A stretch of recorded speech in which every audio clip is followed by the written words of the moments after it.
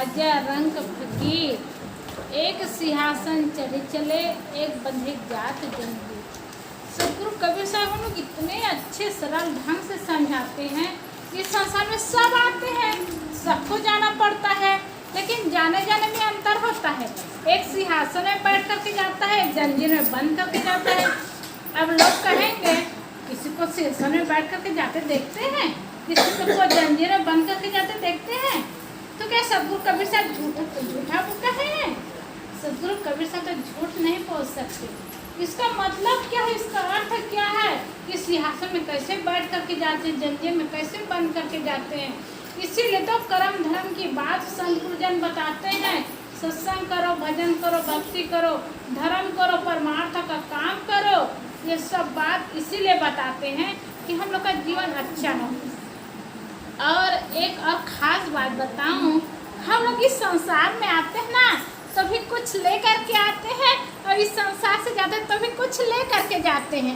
और क्या ले करके आते हैं, क्या ले करके आ जाते हैं, अब मैं मुनीन भाई के दिमाग में डालूंगी कि अपने दिमाग से बताएंगे कि हम क्या ले करके आते हैं, क्या ले करके जाते हैं।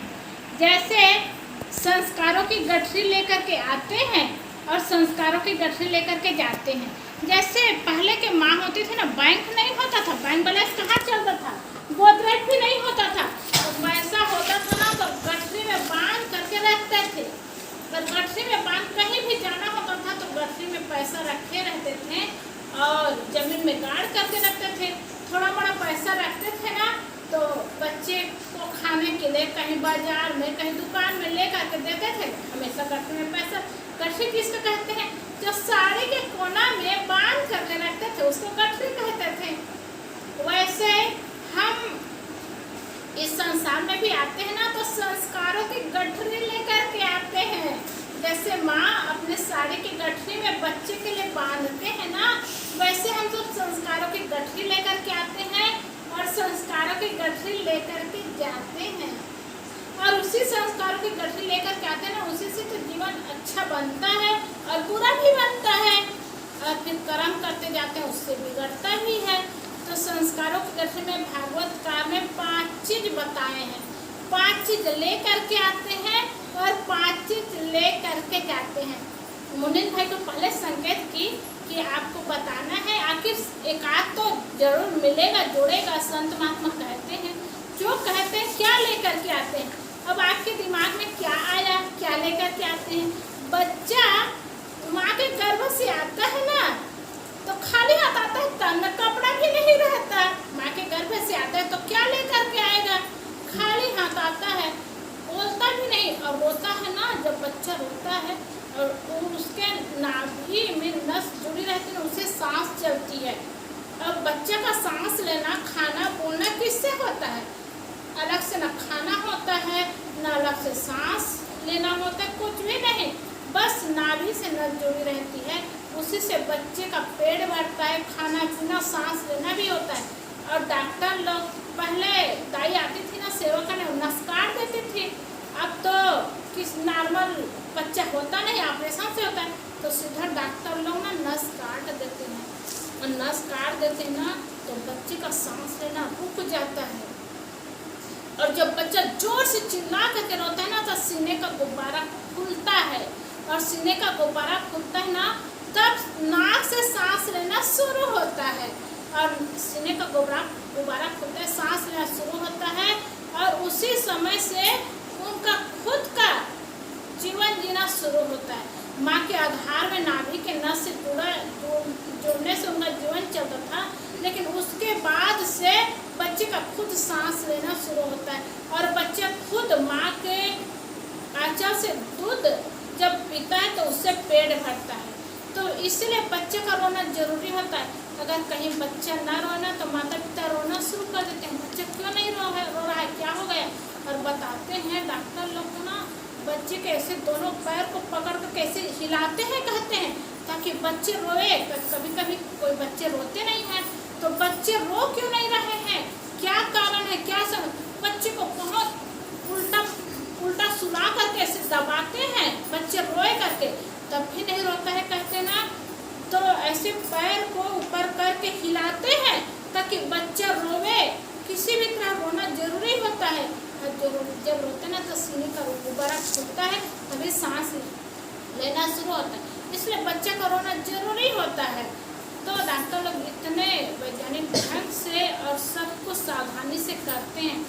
तो हम इस संसार में आते हैं ना, तो कपड़ा भी नहीं रहता, क्या लेकर के आएंगे। लेकिन क्या सदगुरुजन बताते हैं तो कोई झूठा बात थोड़े कहते हैं। बहुत चीज लेकर के आते हैं, 5 चीज लेकर के आते हैं, और 5 चीज लेकर के जाते भी हैं। शरीर छूटता है ना तो शरीर तो यहीं पड़ा रहता है, और मुट्ठी में क्या लेकर के जाएंगे। गोदरेज का पैसा गोदरेज में, बैंक का पैसा बैंक में, लेकिन ले जाएंगे कैसे। संस्कारों की गठरी लेकर के जाते हैं, संस्कारों की गठरी लेकर के आते हैं। उसमें क्या क्या लेकर के आते हैं मुनीन भाई, दिमाग में क्या आया, हम क्या लेकर के आते हैं। संत जन बताएं 5 चीजें लेकर, बाबूजी से कल बात करें, 5 चीजें लेकर के आते हैं। तो 5 चीज में ऐसे दिमाग में क्या विषय हो सकता है जो हम लेकर के आते हैं, क्या लेकर के आते हैं। कुछ लगा, कुछ लेकर के आते हैं, उसमें क्या लेकर के आते हैं। संस्कार लेकर के आते हैं। संस्कार में क्या खाना मतलब पूरा बाद में जब मरते हैं उस टाइम मतलब संस्कार को लेकर जाते हैं। जब कर्म कहते हैं वो कर्म मरने के टाइम अपने कर्म को लेकर जाते हैं। और बिल्कुल एक बात सही लाई, कर्म लेकर के भागवत काल में कहते हैं आयु, कर्म, धन, विद्या और मृत्यु 5 लेकर के आते हैं। आयु, कर्म च विद्या च वित्तम निधन च पच्चोतानि सृजन्ते गर्भस्थे दैन्या। आयु, कर्म, धन, विद्या और मृत्यु संस्कारों की गठरी में 5 चीज लेकर के आते हैं, और जाते भी है ना भैया, तब भी अब 5 चीज लेकर के जाते हैं, ऐसे नहीं जाते। उस गठरी में 5 चीज लेकर के जाते हैं, और जो आए हैं वो जाएंगे, जो जा रहे हैं मतलब मरे हैं वो जी फिर लेकर के आएंगे, जन्म लेकर के आएंगे। तो 5 चीज लेकर के आते हैं, 5 चीज लेकर के जाते हैं। अब पहली बात है आयु लेकर के आते हैं। आयु लेकर के कैसे आते हैं। एक बच्चा माँ के गर्भ से बाहर आया, माँ के गर्भ से बाहर बस आया है, और दुनिया को देखा नहीं है, आंखें खुली नहीं है, और छुट्टी हो जाती है। माँ के गर्भ से आया, कौन सा पाप कर लिया, वो मर जाता है बच्चा। कोई 2 ही दिन रहता है, कोई 4 ही दिन रहता है, मर जाता है। ऐसा क्यों होता है। वो क्या पाप हो जाता है, उनसे कौन सा कर्म हो जाता है जो जन्म लेकर के आता है माँ के गर्भ से, और उनकी मौत हो जाती है। तो जो अपने साथ आयु लेकर के आता है, उतने दिन तक ही रहना है, उतने समय तक ही रहना है। तो जो अपने साथ आयु लेकर के आता है, और किसी किसी की उम्र 20 साल 40 साल, देखिए बाबूजी की उम्र भी कितनी लंबी उम्र है, अब इतने उम्र तक जी रहे हैं, और शरीर तो बढ़िया स्वस्थ है, हृष्ट पुष्ट है, मजबूत है। अब जवानी में भी किसी को कितना रोग हो जाता है, कितनी समस्या हो जाती है, शरीर कमजोर हो जाता है, लेकिन इतना काम करने वाले, मेहनत करने वाले, शरीर मजबूत है और स्वस्थ है। तो जो अपने सब आयु लेकर के आते हैं, और आयु कब लेकर के आते हैं, जब ये अपने माँ के गर्भ में रहे ना बाबूजी, तभी नहीं इससे नीचे हो गया। ऐसा नहीं कि सत्संग कर रहे हैं, भजन कर रहे हैं, भक्ति कर रहे हैं तो इनकी आयु बढ़ जाएगी, या बढ़ गई, ऐसी बात नहीं है। हम सब जितने बैठे ना अपने माँ के गर्भ में रहे, तभी से आयु निश्चित हो गया, तभी से इतने दिन जीना है, इतने वर्षों तक जीना है, निश्चित हो जाता है। तो हम सब आयु लेकर के आते हैं। और दूसरी बात ज्योति बताएगी, कर्म लेकर के आते हैं। निश्चित है कर्म लेकर के आते हैं। कर्म लेकर के कैसे आते हैं, जैसे अब ये छोटा सा बाबू जन्म हुआ, इनका जन्म लेकर के आया, तो जन्म लेकर के आया है, तब से अब तक तो संतों का दर्शन कर रहा है। सत्संग क्या है, ज्ञान की बातें क्या है, ये जानता छोटा सा बच्चा, लेकिन एकदम बैठ करके ध्यान से सुन रहा है। भले समझे या ना समझे, समझ में ना आए, लेकिन बैठा तो है, सत्संग कर रहा हूँ ये भी जानता है। तो छोटा सा बच्चा जन्म लेकर के आया है, तभी संतों को देखता है, सत्संग करता है वही बड़ा होता है तो पिताजी की उंगली पकड़ के सत्संग करने जाता है। बड़ा होता है तो सत्संगी बन जाता है। जैसे मुनिन भाई इस घर में जन्म लेकर के आया और पिताजी माताजी सत्संगी है, तो देखो अब सत्संग करने जाता है। अब इनके खुद के जीवन की बात हो गई तो खुद सत्संगी हो गए हैं। दान करना, धर्म करना, भक्ति करना खुद से शुरू हो रहा है। कल पिताजी नहीं रहेंगे, माताजी नहीं रहेंगी तो खुद करेंगे ऐसे सत्संग भजन भक्ति। अब खुद अपना प्रारब्ध बनाएगा। तो ये खुद हो रहा है। ये क्यों हो रहा है? कर्म से हो रहा है। ऐसा कर्म लेकर के आए हैं जो सत्संगी घर में जन्म लेकर के आए हैं तो उससे कर्म बनता जा रहा है। तो हम सब कर्म ही लेकर के आते हैं। तो लाइट जाते हैं शायद नहीं तो कर्म भी हम सब लेकर के आते हैं। अच्छे घर में जन्म लेकर के आए हैं तो कर्म भी अच्छा बनता है। और एक बच्चा गलत घर में जन्म लेकर के आता है। कैसे गलत घर में? एक उदाहरण बताए। एक कसाई के घर में जन्म लेकर के आता है। बस जन्म हुआ है ना, और जन्म की खुशी में उनके माता पिता क्या करते हैं? कसाई के घर में हत्या करते हैं, मुर्गा मांस मटन बनाते हैं, खाते हैं, खिलाते हैं। तो देखो उनके जन्म के खुशी में जीव की हत्या हो रही है, मांसाहार हो रहा है। और वही बच्चा बड़ा होता है ना तो पिताजी की उंगली पकड़ करके कसाई खाना जाता है। उनके अंदर दया नाम की चीज नहीं रहती। वो यही जानता है कि ये सब तो मारने की चीज है, मारना है, वही जानता है, वही समझता है। और बड़ा होता है ना तो खुद कसाई का काम करता है। देखिए कर्म कैसे बनता है, कर्म कैसे बिगड़ता है, वो जन्म से लेकर के आता है। तो हम लोग कर्म भी लेकर के आते हैं, धन भी लेकर के आते हैं। धन लेकर के कैसे आते हैं? एक बच्चा अच्छे घर में जन्म लेकर के आया है तो जन्म लेकर के आते ही वो उस घर का मालिक होता है, उस घर का धनवान होता है। बस जन्म लेकर के आया है ना, और उनके माता पिता सारी सुविधा देते हैं, उनका जीवन सुरक्षित सुंदर और संपन्न होता है। जैसे एक उदाहरण बताए, ये बच्चा इस घर में अब ये बूढ़े दादा दादी जानते हैं कि कितना मेहनत करना पड़ा, कितने तपस्या करनी पड़ी, तब हम लोग को धन मिला है। अब इतना धन बढ़ गया और मेहनत किए तो वो दादा दादी जानेंगे, लेकिन ये बच्चा थोड़े जानेगा। जन्म लेकर के आया है और हमारे इतनी जमीन है, इतना बड़ा मकान है, ये सब देख रहा है। और मुनिंद भाई के जितने धन होंगे ना, उनके धन के हकदार उनके बच्चे होंगे। मनहरन भैया के जितने धन होंगे उनके हकदार उनके बच्चे होंगे। तो धन भी जो अपने साथ लेकर के आता है और अपने साथ अच्छा धनवान बनता है। और एक बच्चा ना फुटपाथ में जन्म लेता है। देखिए वो भी जन्म लेकर के आया है ना, गरीब घर में, तब गरीब माँ के गर्भ से जन्म लेकर के आया है। माँ को खुशी तो होती है। अब बच्चे को कहाँ से पैसे देंगे?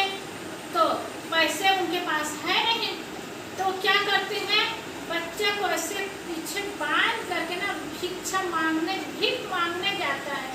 और भीख मांगने जाता है, उसी से 4 पैसा मिलता है ना, तो बच्चे के लिए खाने के लिए कुछ लेती है माँ। उनका कर्म ही है। ऐसे गरीब माँ के गर्भ से वो जन्म लेकर के आया है बच्चा। और वही बच्चा बड़ा होता है ना तो क्या करता है? अब पैसा को तो जानता नहीं, माता पिता पढ़ाए लिखाए, आजकल पढ़ाने में कितना पैसा लगता है, बहुत पैसा लगता है। अब वो गरीब माँ कहाँ से पैसा दे करके पढ़ाएंगी लिखाएंगी? तो बच्चे क्या करता है? थोड़ा बड़ा होता है ना, खुद काम करना शुरू कर दे। छोटा सा बच्चा रहता है ना, प्लास्टिक इकट्ठा करेगा, कागज इकट्ठा करेगा और बेचेगा तो 4 पैसा खाने को मिलता है। ऐसा वही बच्चा बड़ा होता है। अब बड़ा होता है तो वही बच्चा काम करना शुरू करता है। तो गरीब घर जन्म लेता है तो देखिए सारा दुख उनको सहना पड़ता है। तो धन भी जीव अपने साथ लेकर के आता है, विद्या भी अपने साथ लेकर के आता है। कैसे लेकर के आता है? जब बच्चा छोटा रहता है ना, देखो यहाँ टीचर भी है पढ़ाने वाली, अब सब जानती है